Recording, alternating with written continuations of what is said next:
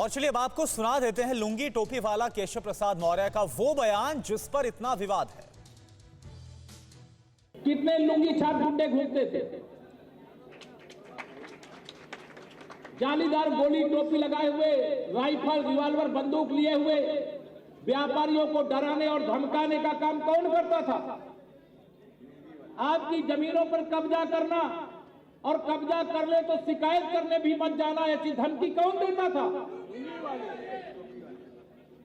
या सारा कुछ याद रखना, मेरा इतना ही कहना है।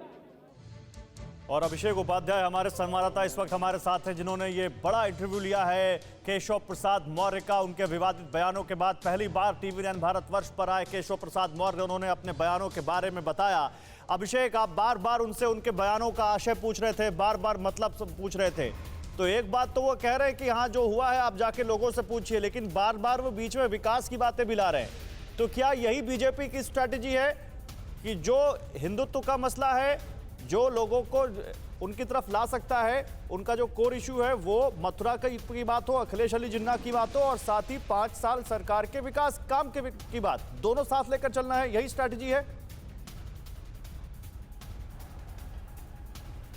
देखिए, केशव मौर्य आज की तारीख में सबसे बड़े न्यूज मेकर के तौर पर उभरे हैं और केशव मौर्य इस समय जो वो बयान दे रहे हैं उससे ये कहा जा रहा है कि यूपी में एक नैरेटिव सेट हो रहा है।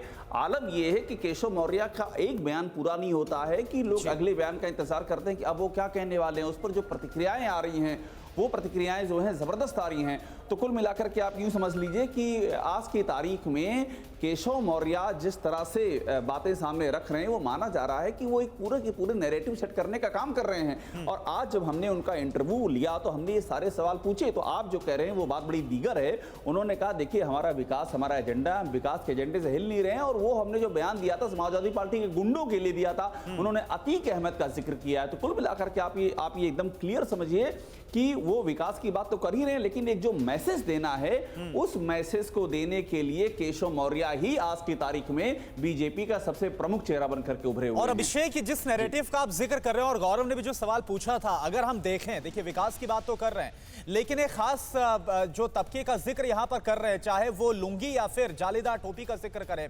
मथुरा वाला बयान दें जहां पर वो ये बोलते नजर आते हैं कि काशी अयोध्या में मंदिर निर्माण जारी और अब मथुरा की बारी है। और इसके साथ ही चाहे वो अखिलेश यादव के जिन्ना वाले बयान पर हमला बोले, तो ये जो नैरेटिव है ये साफ तौर पर स्पष्ट नजर आ रहा है।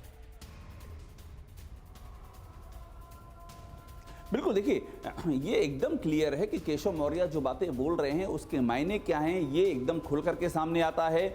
और इस इलेक्शन सीजन में उसके क्या मायने हैं। और बड़ी बात आप ये भी देखिए, केशव मौर्य का पहले परिचय जाना जरूरी। केशव मौर्य एक यूपी बीजेपी के बहुत ही कद्दावर नेता हैं और बड़ी बात है कि ओबीसी कैटेगरी का प्रतिनिधित्व करते हैं, जिसके वोटों की आज की तारीख में बीजेपी को सबसे ज्यादा जरूरत है।